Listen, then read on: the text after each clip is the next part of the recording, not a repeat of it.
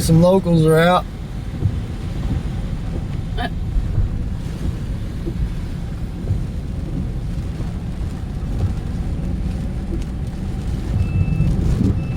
And we're not allowed to go to the beach. Yep.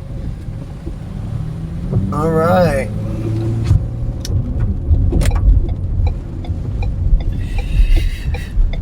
They're blocking us, though. Cops have it all blocked off to the beach. Left lane must turn left. Can we go in left here? Yeah. Yes, we can. That's 1, 2. That's 1, 2. Making a your phone down. Not putting my phone down. We look really. Get us in trouble. Right. Get us in trouble.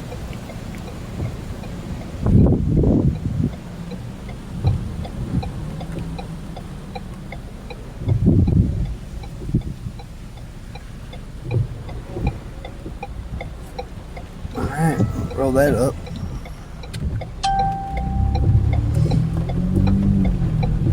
Nothing bad.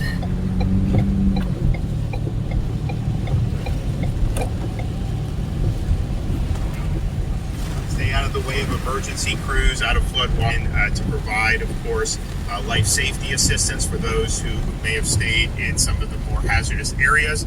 You're also going to have power workers going in. We were just in Lake City. I was thinking we had all these power workers, these line workers from all these different states. I saw them from Texas, Louisiana, all these different places staged. We have a massive mobilization. Their job is to get in there and help to restore services. You're also going to have folks bringing in things like food and water. So there's no need to rush back in. There's going to be a lot going on in the immediate aftermath. Oh, a little sideways. A lot of people's safety depends on that. If you're on the road,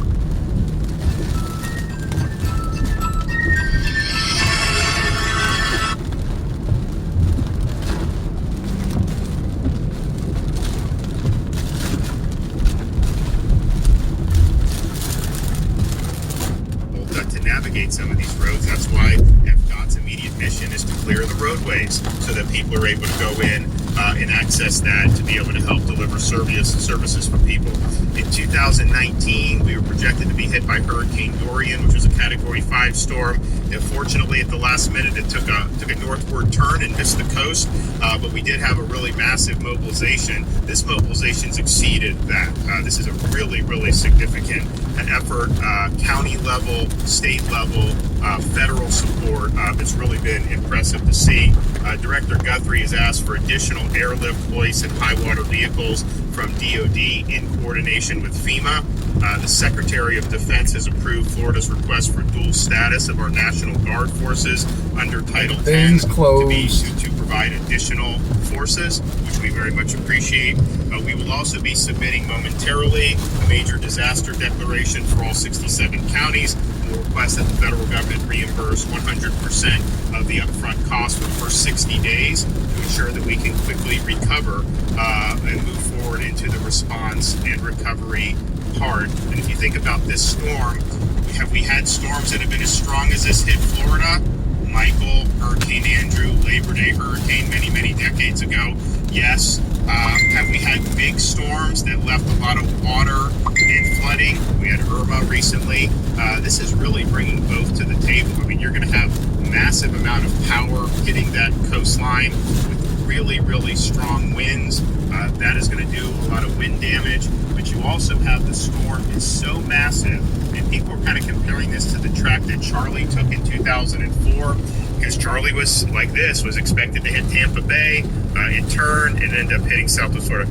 Charlie was strong, but it was a fraction of the size of what we're dealing with here with Hurricane Ian. So the effects of this are going to be broad, and we appreciate the Biden administration's consideration for the people of Florida during this time of need. When I was in Lake City, you had massive numbers of linemen, but you have those staged all over the state. There's now over 42,000 linemen and other personnel ready to restore power in 30 different areas across the state. And those linemen and other associated personnel hail from, of course, many from Florida, but from 27 different states. Of course, our Department of Transportation does have 1,200 personnel on standby to perform cut and toss operations, understanding how important it is to get those roadways clear as soon as possible. Supplies will be brought in by plane, boat, and by high water vehicle. Airports in Southwest Florida do have teams behind, and they are going to work to clear those runways as soon as the storm has passed. We appreciate the Florida National Guard's really impressive mobilization of over 5,000 folks, as well as 2,000 additional guardsmen from other states. They have 9 Chinook helicopters ready to go, and additional 22 helicopters will be coming in after landfall that will be here within the next 24 hours. Kevin will talk a little bit more about this, but we have the 5 search and rescue teams. You'll hear from FWC about what they're doing. Is open. High water vehicles from Florida Highway Patrol, and of course our Coast Guard partners. There is going to be a massive effort as soon as it passes Southwest Florida to be able to get out, recon the area, and identify areas where there may be a need of rescue services. And some of these counties obviously know where residents decided to hunker down, and so they're going to be looking there first. But this is going to be really, really important to be able to get, I think in Hurricane Michael, I mean, it took a few days to be able to get into Mexico Beach. We have the air assets to be able to recon and know where the response efforts need to go. And so in total, we have nearly 250 aircraft, more than 1,600 high water vehicles, and more than 300 boats of all drafts and sizes.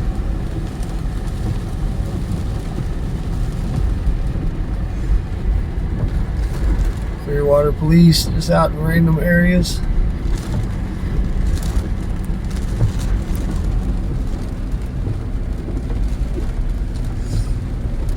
Rainbow Food Market's open.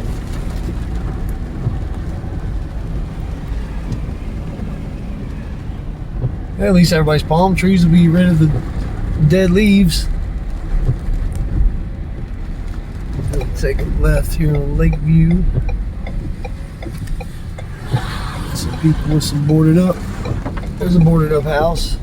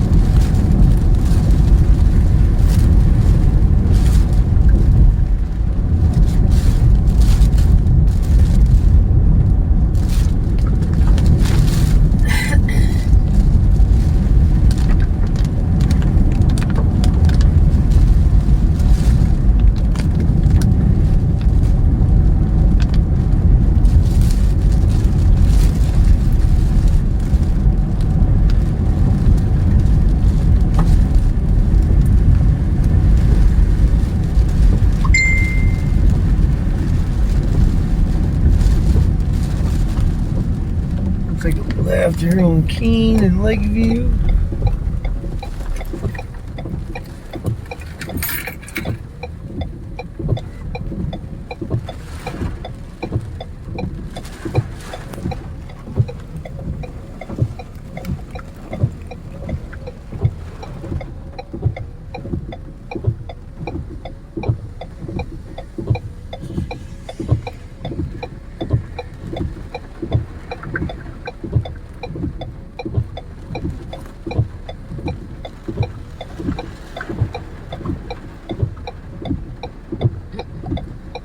Don't you regret you moved down to Florida? No, really not. Not at all.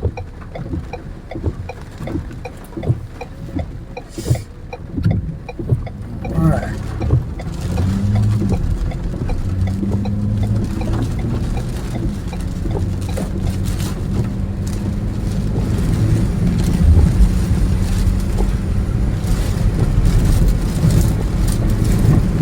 Indiana had one of the largest tornadoes in history. It just went through there a year or two ago. So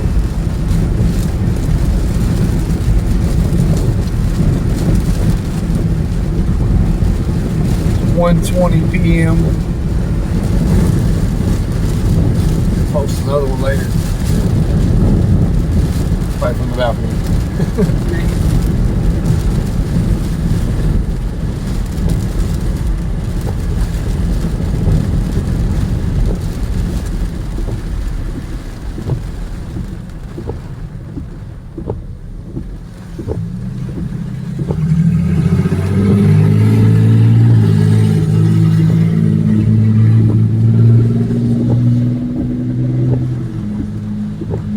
Needed a muffler.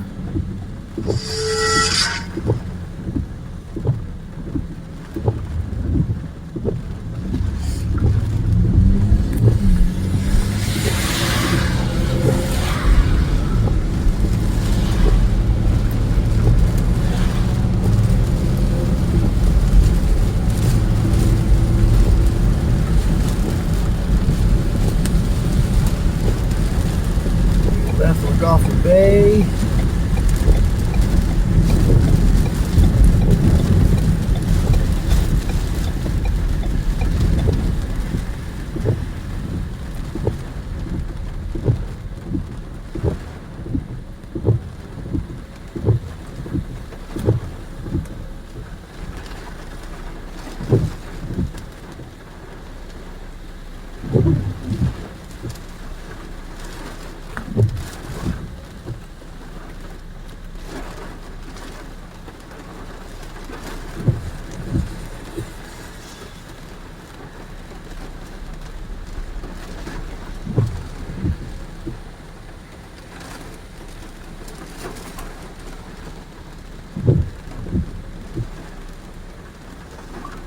Couple people out.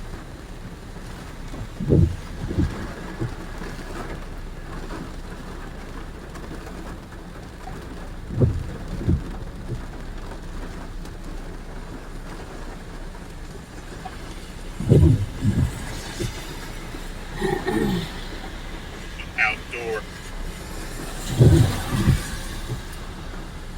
Stay out of the way of emergency crews, out of flood water. Fiber optic lines. The communication, to the communities beginning to experience these devastating impacts of Hurricane Ian, know that the state of Florida is standing with you. We have plenty of resources to respond to your need. We have thousands of boats on the ground. On the We ground? have thousands They're of ready to boots on the ground. We're ready to Boats assist don't you. work very good on the ground. We will make sure that all available Boots. resources It are looks used like to it help said you through boots. this difficult He time. said boots and boats. Please do everything you can right now to stay safe. Thank you, Governor, very much for your for the opportunity to be here. Be your director. Thank you. All right, Colonel Roger Young, the Director of the Division of Law Enforcement, Florida Fish and Wildlife Can we get a Conservation. green light? Thank you, Governor. Thank you, Director, for your leadership and support as always, but especially during these trying times. He's ready. So, on behalf of the FWC, I'm Colonel Roger Young, and know that the men and women of the FWC send our prayers and support to all those in the path of the storm at this time. But also know that the FWC officers across the state are prepared, trained, and ready for the full response to this storm. All right. Outside of the affected area, ready to respond with high water vehicles and specialized equipment and vessels. We also have 250 vessels staged already inside the affected area. So just know that we appreciate all the support that we're getting. Officers will be ready to respond at this time. Just want to say thanks to everyone, and the FWC officers will be ready for response. Thank you. And Agency for Healthcare Administration, we have our Secretary, Simone Marsteller. Governor, thank you very much for your leadership. Director Doors is Guthrie, closed. you as well. Good afternoon. As the eye of Hurricane Ian makes landfall, Babe. all healthcare facilities have made the necessary preparations and stand ready for Ian's impact. Since the beginning of the emergency, our agency has Like been oblivious focused on to the it. safety and well-being of residents and patients, and hospitals and long-term care facilities. We've acted activated the health facility reporting system, and we've requested and still do request that all healthcare facilities continue to report their census, their available beds, their evacuation status, and their generator status information. And that includes even facilities that might be outside of the impacted areas, because we need to be sure that we can provide Ozone the boarded necessary up. resources to assist everyone when the time comes for this closure. As of today, August teams have coordinated with our licensed healthcare facilities in evacuating more than 7,000 patients and residents from other facilities. Additionally, our team has activated the emergency patient local system Plus. This system allows specialty shelters in impacted areas to retrieve patient medical records and local providers and emergency response personnel to locate missing or displaced persons in the storm. Yeah, buddy. We also have That's that dude that that always see at the gas station. Looking over to live. He just sitting outside in the storm. Hey, August team's regular visits to all of our licensed healthcare facilities. We have completed more than 343 additional on-site visits to our nursing homes and assisted living facilities. To verify generator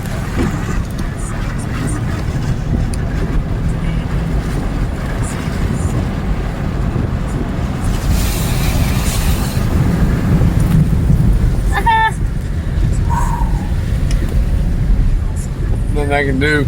It's literally like concrete on both sides. That's out in there at the bottom. Window down in a hurricane. and activating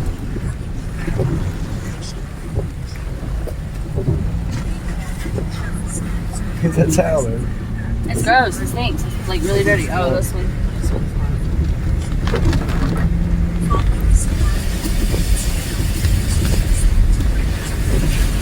our surveyors for on-site visits to the impacted facilities. During these visits, we will ensure that each facility is maintaining an appropriate temperature for residents and that all other conditions in those facilities are safe for residents. If you are a patient or resident or family member of someone in one of our long-term care facilities or any other healthcare facility, and you experience any issues during the storm that are related to that facility,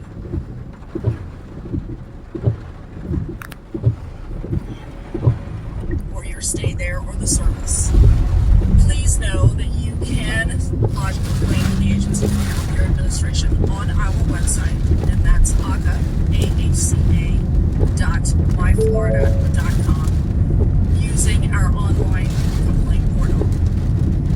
If you are a licensed healthcare provider and experience any issues during the storm, please, of course, notify your local emergency manager, but also please report through our health facility reporting system immediately so that we know exactly what your status is and what